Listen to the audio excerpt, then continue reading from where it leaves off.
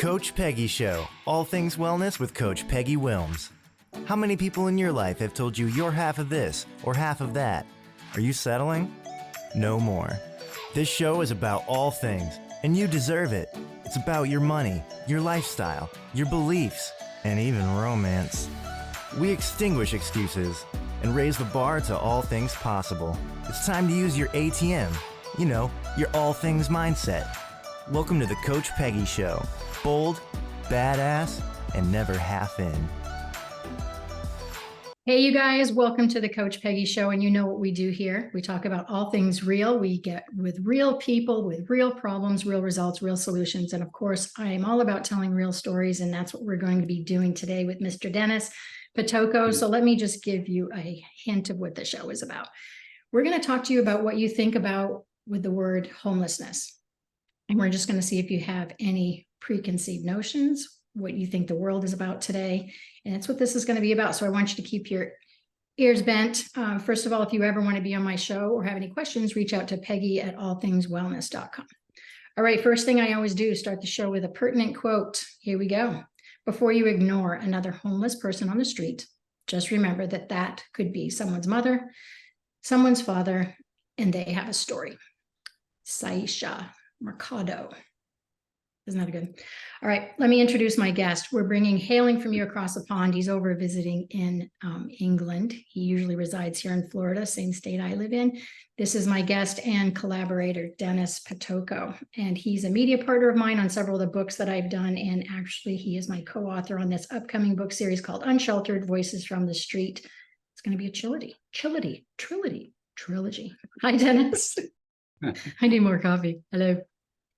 Peggy, thanks for that. I can help you with the pronunciation if you wish, but given everything you and I've talked about for the last, well, I don't know, it seems like forever, this is such a poignant time talking on your show the same day that we're launching something that frankly is so far overdue. I don't mean just between, as I'm talking about the publishing industry, the media industry. It's something that just hasn't been given the visibility. And I'm just excited that we can be the ones to give it that breakthrough visibility it needs. I love it. First of all, I'm going to brag about you a little bit because we don't brag about ourselves enough. So here we go. Dennis Pitocco. He is the founder and CEO, and he's a reimaginator, you guys. 360 Nation, which encompasses a wide range of multimedia enterprises. And here's a bunch of 360s. BizCat 360, which is an award-winning global media digest. 360 Nation, Hope Fest 360. Bucket Fest 360, and Good Works 360, which is a pro bono consulting foundation focused entirely on providing mission critical advisory services to nonprofits.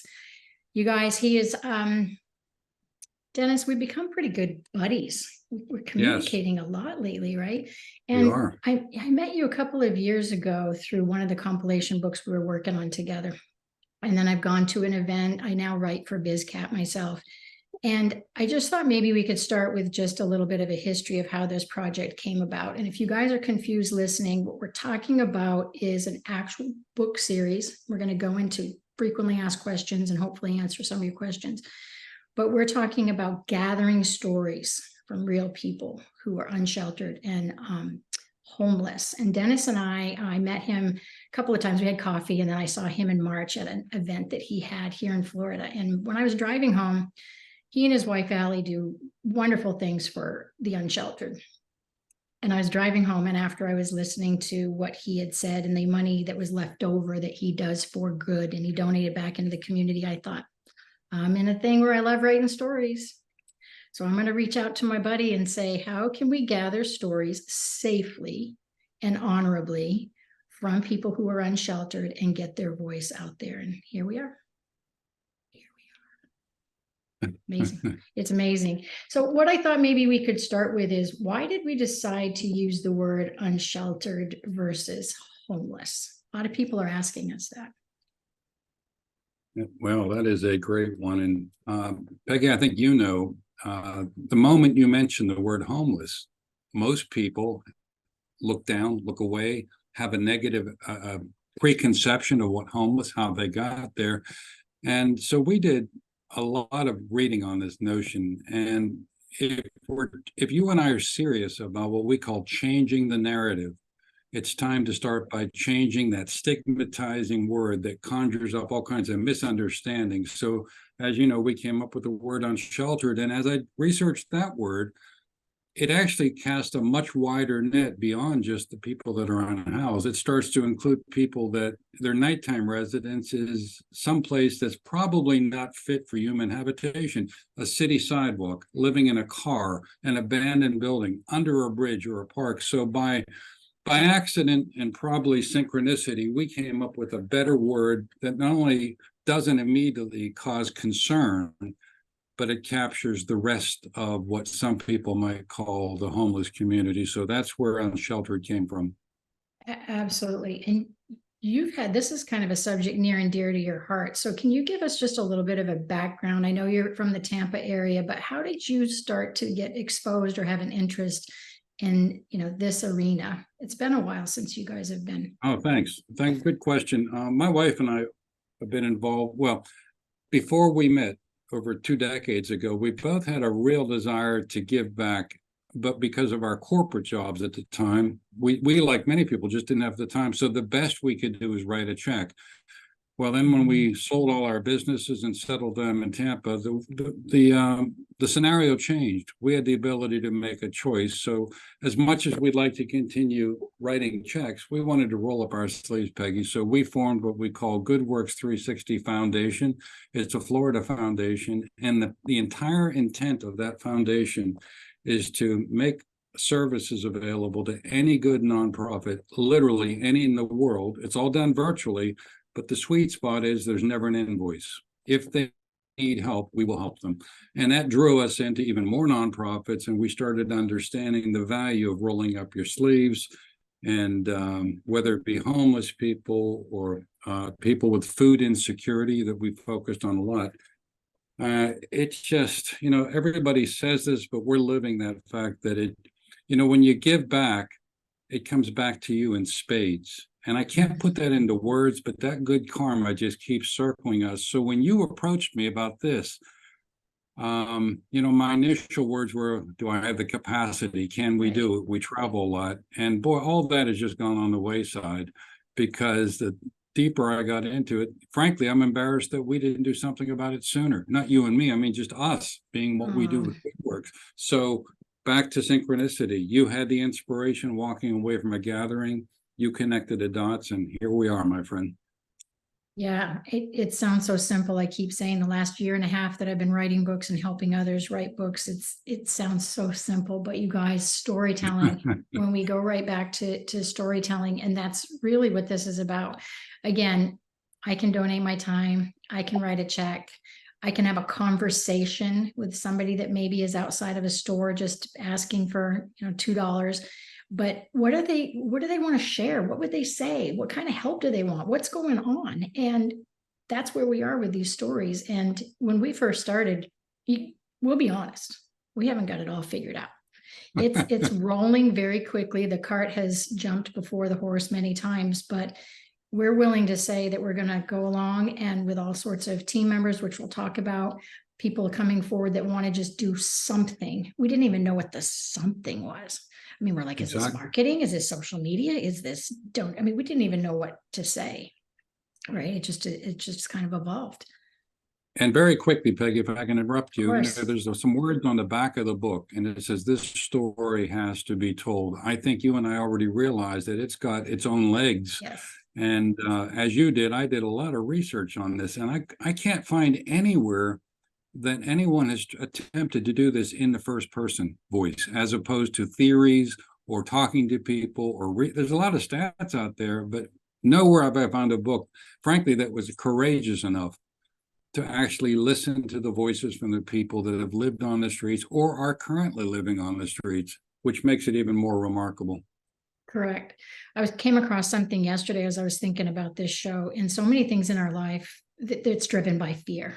It doesn't matter if we're talking about politics or religion or sexuality, or it doesn't matter. It comes from a place of defensiveness of like, oh my gosh, do I know everything I need to know? Should I dive in? Should I ignore it? What's going on? And I think when you think of Unsheltered, there's a lot of fear.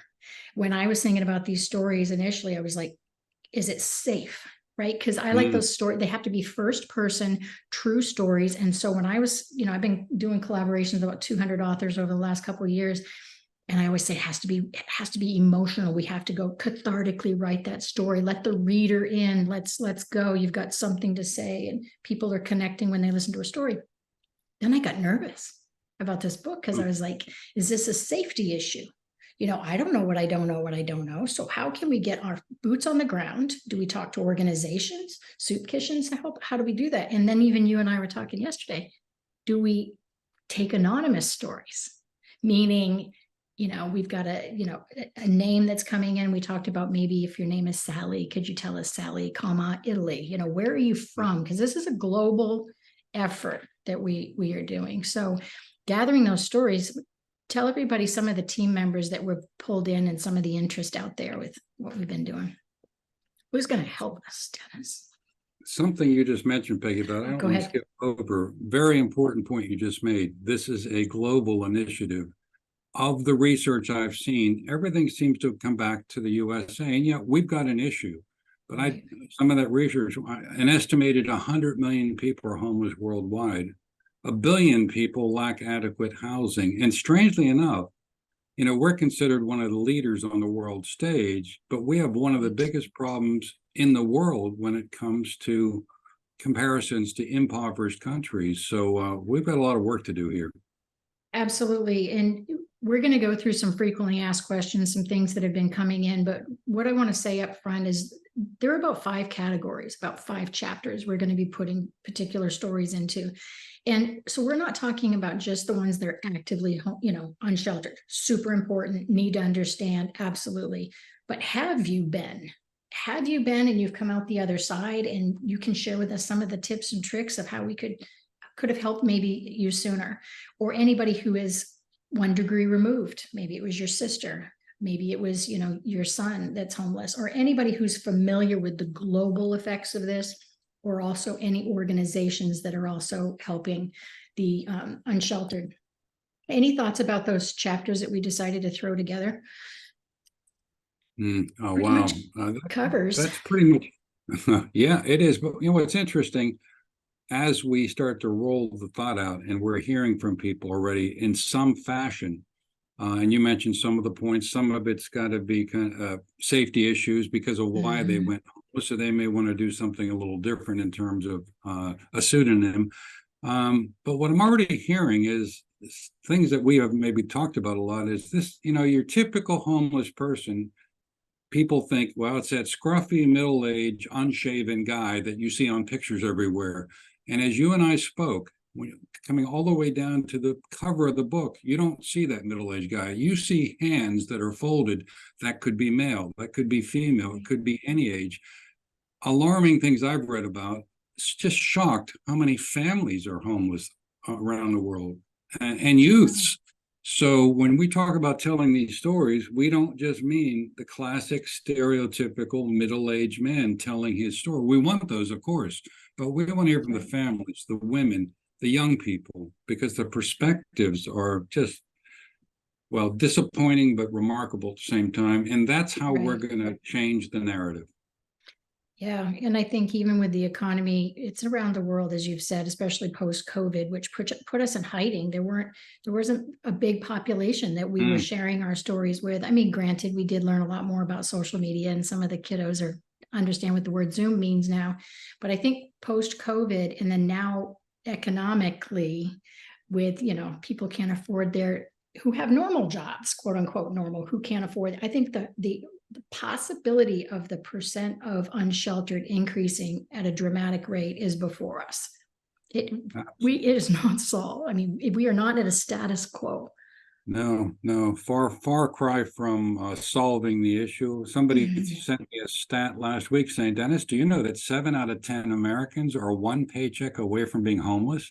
I mean, think about that. And that's just Americans, and we're supposed to be this wealthy country.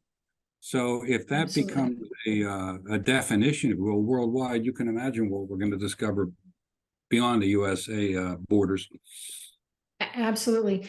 And for those of you listening, we do have a landing page. We're going to talk extensively about this throughout the show. We have a landing page on allthingswellness.com/unsheltered. Unsheltered is Unsheltered Voices from the Street. That's the trilogy, the series, the book series. And None of Us Are Home Until All of Us Are Home is the title of our first book, which is so profound. So on that landing page, we have the FAQ, some of the things we're going to go over, but we also have on there how you apply turn your story in, how you get that turned in. If you want to be a media partner, if you want to be a team member, such as doing some admin stuff for us, I've got an editor helping on board now.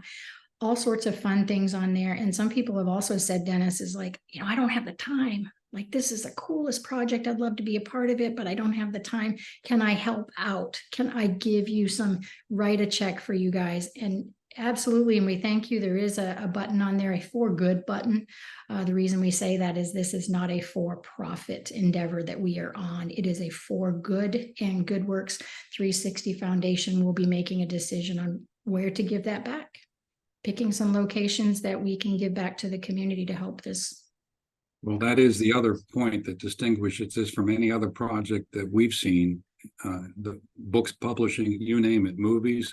The fact that this is not intended to make money. This is intended to make a difference. And as you said, the surplus is going to go right back into the same cause we're talking about. Absolutely. And when we go out into the community, because we are going to be kind of an open call to action, open call, and going as public as we can. And if you can possibly help us out there, I'm going to give you contacts for Dennis and myself. You can reach me, look on the website at allthingswellness.com, but we're going to be reaching out to organizations that can help us too.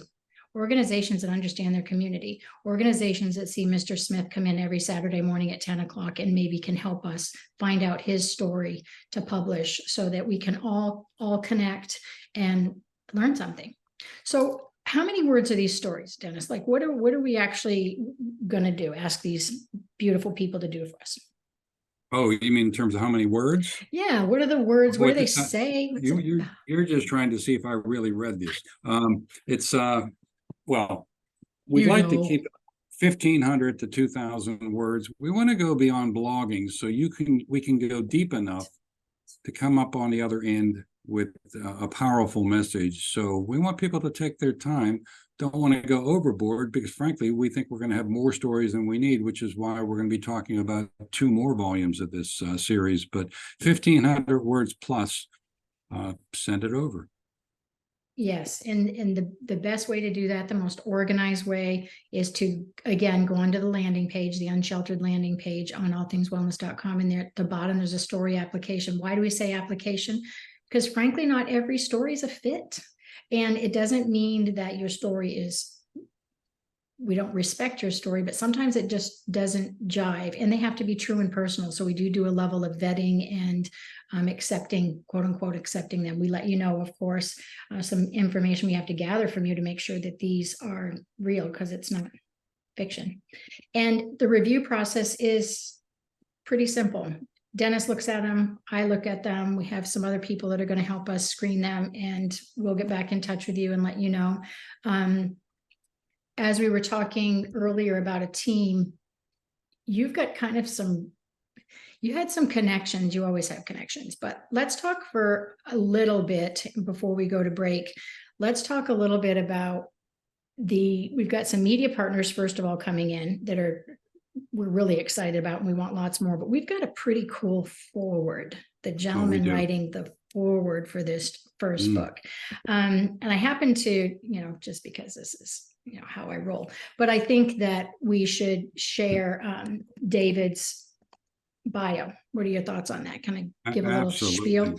Okay, David Berenbaum. So David serves as a Deputy Assistant Secretary for Housing and Counseling for the United States Department of HUD, Housing and Urban Development. He's held executive positions on several foundations, several preservation foundations, National Community for Reinvestment Coalition. Like you guys, we met with him, and I can look at somebody's eyes and he smiles through his eyes, and he's thrilled to be on board.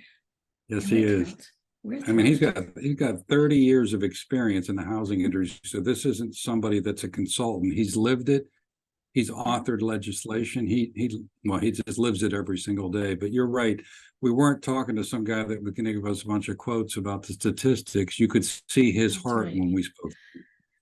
I know, and we were pretty frank with him, because honestly, if this isn't coming from the heart, if you don't honestly want to do good and put other people first and just come from your heart, this isn't the project for you. This is very pro bono-ish, give of your soul. We want the shiny lights of your eyes when you're a part of this project. Before we go to commercial, I want to do another shout out and Dennis is going to talk to us a little bit after the break, but when you guys see photos, you see some graffiti, or you see literal photos that perhaps the black and white ones for me speak out so much, but man, those are subjective, lots of emotion, photos. And Renato Rampolla, Ron, he is not only honoring us with some of the images and backstories for us to have in the book, but he has honored us with the most powerful, and I'm going to have it shown on screen, so stay tight for it. But the folded hands he's our photographer, and we're super honored. He's been featured in magazines and art centers and museums. But Dennis, you brought that relationship to the table. So thank you so much, because he's amazing. Oh, you're welcome. Just one anecdotal comment before we go to break. Renato's been out there a long time, but he traveled America literally with his lens, and he, with permission and with respect, he took the pictures or the images of these homeless folks. And he said to me, in their eyes, he saw the emotions of lost love, loneliness, fear, joy, hope, abandonment. He said, as we know, Peggy, the pictures tell the story. Absolutely. I have to be honest. I have always kind of looked at the graffiti piece of it, because I do a lot of hiking back in the day, and I'm coming across railroad tracks and I'm going up the mountains, and I saw a lot of that stuff. And I've always been fascinated with graffiti. I do believe it's artwork. I mean, there's a level of it that is criminal, and had my house egged a few times, but his photos awakened a part of me, a part of my emotions that I had never experienced before. And it's got to be that black and, that black and white is just super powerful. All right, you guys, we're going to go ahead and send you off to break. And I want to make sure that you come back, because not only are we going to talk about more of the FAQs, but towards the end of the show, I'm going to talk about some giveaways and some of the other projects that I am working on. So make sure you come right back. You're watching the Coach Peggy Show.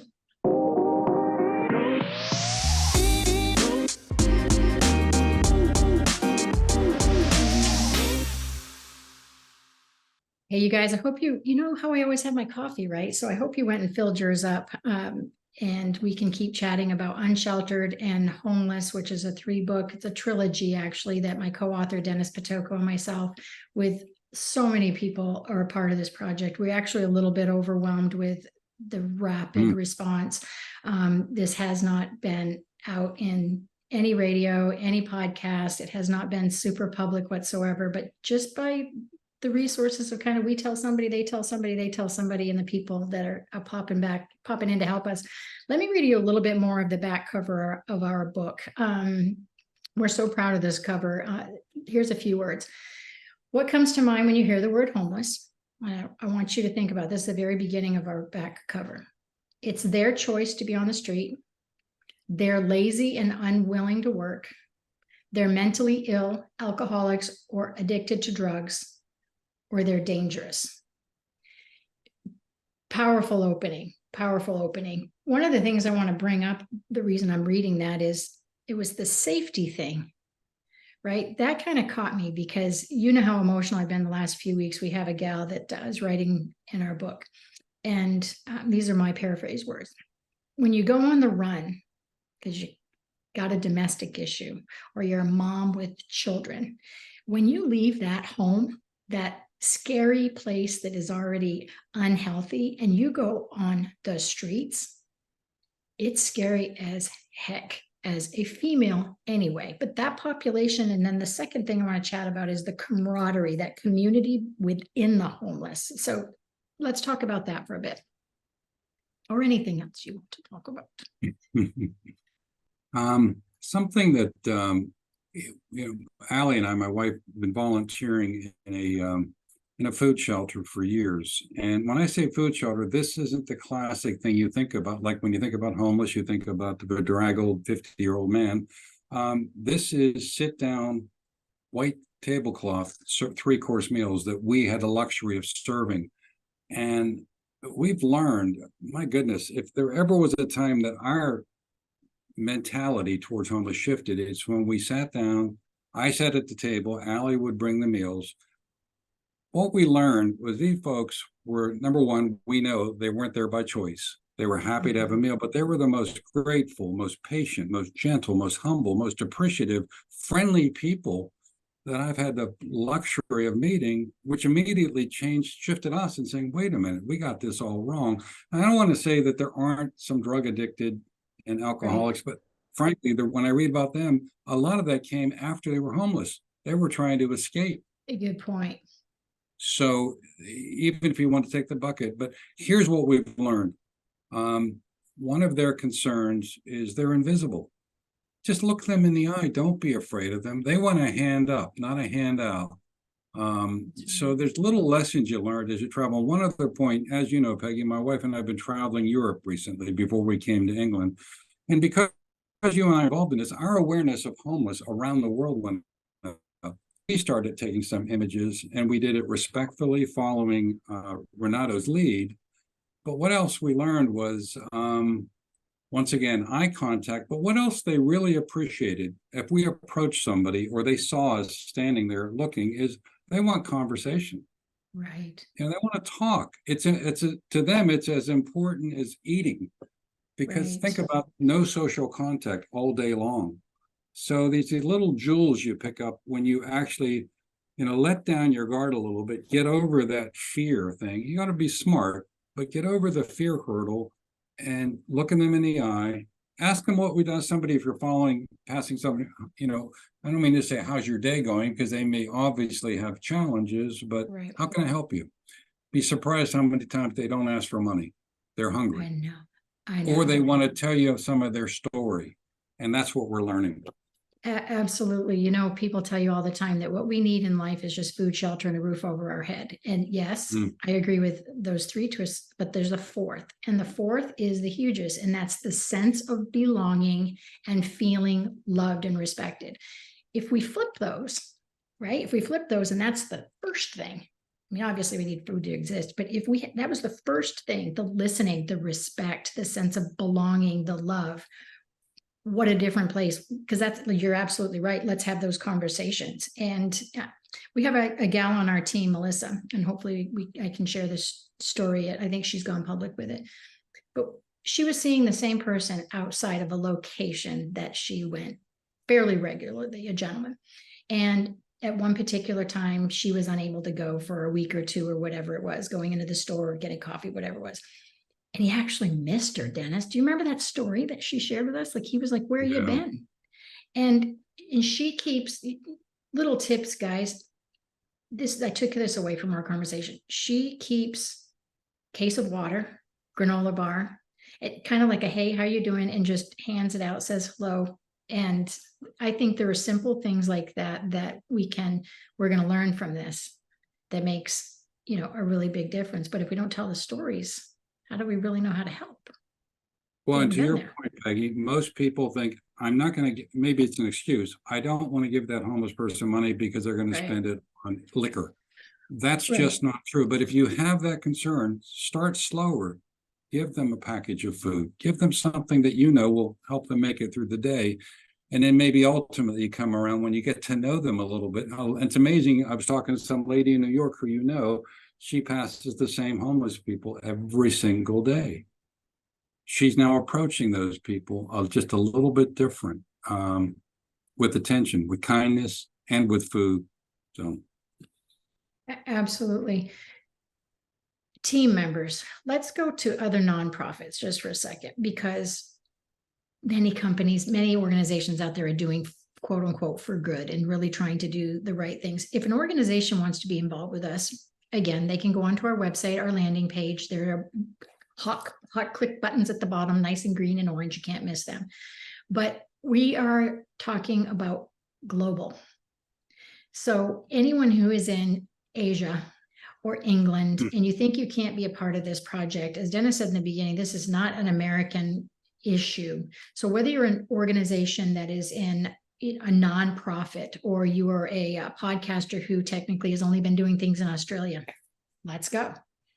Let's share this project in Australia. But team members, what are you hearing the last week or so about people wanting to help? What's the gist that you're getting, Dennis? Oh, it goes back to the very first thing you mentioned. It's how can I help? And a lot of people still have the time issues, but they've got an extraordinary amount of talent. Let me give you a comparison. Good Works 360 Foundation, how we do that free consulting around the world is we've got just over 4 dozen people like you and me that have volunteered around the world to say, Dennis, I can't do what you do. I can't go be on a board of directors. I can't go deliver meals because of my family, but I can give you my time. So that's what I'm hearing from some of these folks that have responded to us, and is, look, I've got a talent in social media. I've got a talent in event planning. I've got a talent in editing. That's what I can give you. And that makes them feel like they're going to be part of the project, because not everybody's a storyteller, but they'd like to be part of the stories. 100%. And we'll be putting up at the end of the show, you can find Dennis and myself across all social media platforms, whether it's Facebook. Our main house right now is really pushing this on LinkedIn. But one of the best ways you can help us, if you have no time and you can't donate to the project because we're not focusing on that, share. Hit the share button. Put it on your page, and I sit back and just let it do its work. But share what we're doing. Share the articles. Share any of the videos or radio shows that you see coming in, and the talk or the conversation that you have out on the street. If you hear anything, send me an email. We've got a contact button on the website as well. But story deadlines, let's talk about that. When's this book coming out? So when Dennis and I first met, funny, haha, he was like, Peggy, I love it. Super busy, got plans. Like, what are you thinking? When do you want to do this? And I said, it takes, on average, it takes somebody to put together a compilation or an anthology book a year. You're gathering stories from 30 or 40 people, and you've got to vet them and edit them and create the framework and find your publisher, and all these meetings and maintain their voice can take a lot of phone calls. And I said, let's shoot for a year. Dennis is like, how about next Tuesday? No, it's really been fun to watch your evolution in this, because as you said, you guys, you plan way ahead. Your calendar is extremely full, and you're like, hey, I don't know how much I can commit to this or how soon, but now we're really thinking about hopefully getting it out late spring, like the beginning part of April. And because of the team we have, and as you said, we're probably going to get a lot more stories than we think. I don't think we're going to be knocking on doors begging for stories. We'll put these books out in good quality stories. We're not going to hurry, but put them out as quickly as we possibly can. And we don't really have a story deadline. We didn't say by December 1st. We didn't, because I think we're just going to get more of them sooner than we thought. Usually I have to put deadlines, but I think that we're just going to open it up. And what do you think, Dennis? So we've been doing this for a few months.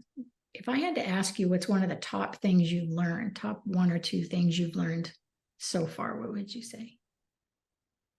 Oh, yeah. Wow, that's a tough one. Well, what I've learned, as much as I said earlier, just a little while ago, I said how, when Allie and I were volunteering at what many people call a food shelter, we learned the difference between the word homeless and the real people. But as I dug in, and we released a special article this morning on this, because we released the whole formal initiative this morning with press releases. And Allie and I talked a lot about that before we wrote it, and we decided, if we're going to really change the narrative, let's talk about all those false narratives that are out there. And as you know, that became the article. It's called Debunking the Myths, and just learning some of the other assumptions people make about homeless. Yeah, I can talk about the alcohol. I can talk about the, but there are so many other things like homeless. It's a choice. I never would have thought about that, but now I'm thinking about that. So we're not experts in the world of homelessness or sheltered, but this has drawn me in, because the more I read, the more I'm frustrated. with the fact that That's a good point.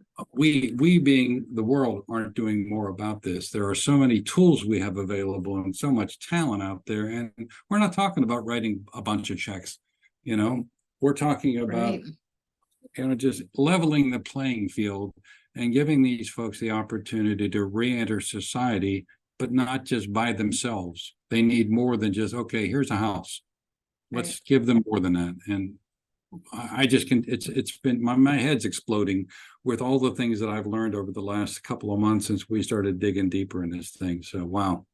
Yeah, I've been in the health and wellness field for almost 35 years, and the majority of it is in coaching. So I've got a training in the reason I'm going down this road is I've worked with a lot of people, and it sounds so simple, but they want to be heard. They want to have a reason to wake up in the morning, shower, and they want to be talked to. And I mean, it's no different than a 2-year-old. We want to be heard and understand. When a 2-year-old comes to you and they're like, why do I have to do this? Why? We need to answer the why. We don't just say because. If you're really trying to get that person to understand, you tell them the why, you give them more information. And that's really where we are, as we want to hear, we want to listen. Something that I really thought about is the global issue. I guess I was stuck in America. My brain was stuck in what I've been exposed to. And right now I'm in a city where the ordinance is pretty tight on managing this population. I chatted yesterday with our publisher for this book, Teresa Velarde, Authentic Endeavors, and she was showing me about an area in San Diego, a little tiny triangle at the end of one of the streets where, and I can't remember what it's called, it escapes me. And pretty much it's like, there you go, get inside there, and that's like the only place that you can go. Throw your little tent in there, we'll close you in at night, you'll be maybe a little bit safer. But the businesses around there were quote unquote losing business because of people. And that's San Diego, didn't know that. But in Europe, we have a media partner in Japan, and Asia has issues. So that's one of the biggest things that I learned is this is a global effort. Well, the frustrating thing I've learned is, we've come dangerously close not just as a country, but I guess as humanity, to accepting that homeless is just a problem. We just can't solve it. Right. Good point. Which I disagree with wholeheartedly. Good point. We've got a left brain and a right brain, and our left brain is used for more task-oriented things. I'm going to get this done. I'm going to check it off. It's very Excel spreadsheet. That's what I say my brain is just give me those columns and those cells, check it off, get it done. The right brain, I'm 70-30, so 30% right brain. I'm creative, but that's not where I house myself all the time. I am finding that the unsheltered and homeless are so dang creative, so right brain. Painters and potters and photographers. We've been inundated with people like, well, can I submit that work? We're like, let's talk about that. So on the landing page as well, we do have a submission button. We've got a photo gallery that we've got some photos coming in and Dennis has taken, and we're going to keep adding to that photo gallery. But we want to see some of the stuff that you're doing. We want to see those emotions slapped on a canvas or coming through your lens. And of course, we have some parameters. Please collect them respectfully. They need to be your property. We have to have, this is first person, even if it's coming in a photo. So Dennis, photos. And you're traveling Europe, and you have shown me several amazing ones in the last several weeks that you've been gone. Are you noticing, how it's theory of relativity? You buy a white Suburban, everyone has a white Suburban. Are your eyes scanning and seeing more? Absolutely. Yes. Absolutely. And I would say more so for Allie, because she's coming to me saying, I just took a picture of a homeless, and she's much better about it in terms of taking the pictures and just being a raised awareness. And you don't just look at the person, you look at the surroundings, you look at the time of the day, you look at the heat, you look at all the things that we take for granted. And wow, I do think our traveling this time around was, I keep using the word synchronistic. I think it was for a reason, Peggy, because we would, not that we wouldn't have noticed homeless, but we were digging in here. And because we wanted to make the point, not through our words, but through the images that, as you say, people can find on our through our landing page, that the faces are telling so many stories. Yeah, I was thinking it just when I was listening to you talk, and it just bounced me back a couple of weeks ago when you published the first press release, our baby press release a couple of weeks ago. And I think within 12 hours, it was on the waves in India. And we were like, what? Yeah. Well, yeah, we're striking a nerve there. Absolutely. Yeah. So what are your thoughts on the next, if I gave you a magic wand and we could fix a few of these issues, what would you try to focus on the next couple of weeks? You have a magic wand and I'm going to help you fix something. Well, for all the admin stuff we've been talking about, but what I want to look at now, and I think this is triggered by some of the folks that you and I have been talking to about submitting stories, something that we may not understand, and that is, what's the culture of being homeless? You know, a lot of people think, well, they must just sleep all day. They must do. The more I read about that, I mean, they're constantly in search of some form, somewhere to sleep, constantly in search of food, constantly in fear. I want to raise now that we've set a foundation through understanding some of the myths out there, for lack of a better term. Now I want to open the door, or open the kimono, as I say, further, and saying, if you were homeless for the next 2 weeks, this is what you can expect. Now, there's a flip side to that, and you and I have heard this story from one of our writers, and that is, homeless look after homeless. Yeah, love that. They take care. If one of the homeless, you know, they're used to going to a shelter every day or sleeping somewhere, and they don't show up, the rest of their colleagues, if you will, in the community, they're concerned about them. They go looking. Now, who would think of that versus the stereotype? So I want to dig deeper, because I think part of our challenge, Peggy, is educating people while we're trying to change the narrative, saying it ain't what you think it is. It's not the myths of this. It's not the culture that you think it is. So that's where I'm heading now. Yeah, two things that you just said. First of all, let's go to the latter one. Is we're not just going to wait for this book to come out with this end all be all, these are the answers. Along the way, as we learned, we're going to be pushing things out to you guys, pushing things out to the media. Therefore, this isn't stopping. I mean, over the years continue to come to us, but of course, even if the first book goes out in April, all these months and weeks, I want you to just keep reaching out to us, telling us what you see. Do it respectfully, of course. There's some that won't be doing it respectfully, but again, one paycheck away. Could be your mother. Many people have fallen on hard times, are trying to find coping skills to suppress some of those fears and angers of being in that situation. Then the addictions come. So it's not that we've got some of that as the start out of the gate. You published something today that's gorgeous on how you look at some myths that have come up in doing your research and having conversations on, that's a myth or that's true. What do you want to share today? Any of those that stick out to you? Yeah, I think one of the ones that stuck, I mean, we've heard a lot of them already in our conversation here, but one of them is the fact that people think homeless, they immediately think danger. Now, it doesn't mean you don't have to approach anybody on the street carefully. Of course you do. But frankly, it's the homeless that live more in fear than we do, based on all the reading I've done and the talking to people that have lived on the street. So there's a natural reluctance to not make eye contact or to approach or to give them something to eat because you're afraid they're dangerous. Generally speaking, that isn't true. People think they're lazy. That ain't true. Because just surviving on the street, as I said earlier, they're constantly in motion, and it's a survival motion. And I think the other one that I would jump on is, people think, well, it'll never happen to me. We've already talked about the statistics, being one paycheck away. So we need to balance our perspective here. And it ain't just about providing food and shelter. And if we do that, they're going to remain homeless. That's not true. They're essential, but they want relationships. They want a life from on the street to how do I get off the street, and how do I stay off the street, and how do I get a job, and how do I get over the shame? Yeah, there's lots of things we're learning in regards to, when you don't have an address, then an address you don't have, you can't get a job. And then if you haven't had a job for a while, why haven't you had a job? And if you don't have transportation, there's just this complexity and ball rolling effect that just makes everything more difficult. All right. So what's a call to action that we could give our listeners and viewers out there, a call to action that we could ask blank of them over the next few weeks? What would you say? Well, first of all, I think, and I've learned this, most people just never really take the time to understand a homeless person. We've already talked about ways you can do that. You got to be careful, but let's not forget every homeless person is a real person. And I was looking at one of the images, you may have seen this one recently, where it says, "I used to be just like you."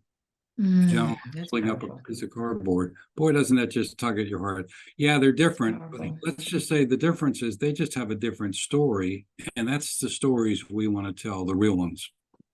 That's really powerful. Again, you guys, you can go on to allthingswellness.com/unsheltered. If you forget that, just look at the authors tab. Dennis, how is it easiest for everybody to find you, to reach out to you? Oh boy, best place is probably on LinkedIn because I live there every day. And that would just, check for my name, Dennis Pitocco. And as far as our website, everything else we do, and including this, is under bizcatalyst360.com. So, and please don't hesitate to reach out, particularly when it comes to the unsheltered. Absolutely. So if you have a story to tell and you think that 1,500 words or 2,000 words are so extensive and you couldn't do that, you will be surprised. Once that pen goes down, it just will flow. If you're confused on how to get started, one of the things I say is just throw some paint on the wall. Just throw some paint. You can start to think about a timeline. How did it happen? What time did it happen? Who was involved? And pretty soon your story will just lay out. We're going to help you find the sprinkles to the cupcake. We're going to help you. I even tend to pull a little bit more because it's emotional. So, in a couple of my last books, my sister was one of them, a storyteller in one of my previous books. And she called me at 10 o'clock at night and she said, not doing it, not submitting the story. I thought it would be easier. It's bounced me way back 20 years. Don't want to deal with this. And so I said, sit it on a shelf, just sit it on a shelf. A couple of days from now, come back, because I'm asking you guys to think about this. It's not just about you, and that sounds terrible, but we have to understand you. It's about the person sitting on the couch who wanted to hurt themselves that then finds out that you did too, but you got out the other side. It's those types of connections. You lived through a foreclosure, bankruptcy, an unhealthy relationship. So please tell the story as if you're the reader as well, the one that's going to connect, the life you're going to change, the life you're going to save. All right, buddy. I tell you, more to come. Sometimes you think you know where you're headed, and you find out you don't. So I want to thank you, and we'll just keep this ball rolling. You guys will hear more from us, and you'll see on the screen the front cover from Renato. Just loving that. Thank you, David, for writing our forward, the team members that are coming forward, and we will just keep you posted. So I'm going to say goodbye to my buddy here, and I'm going to take us to commercial break, and we will be right back. Make sure you catch the Unsheltered Voices from This Street trilogy that will be coming your way in the spring.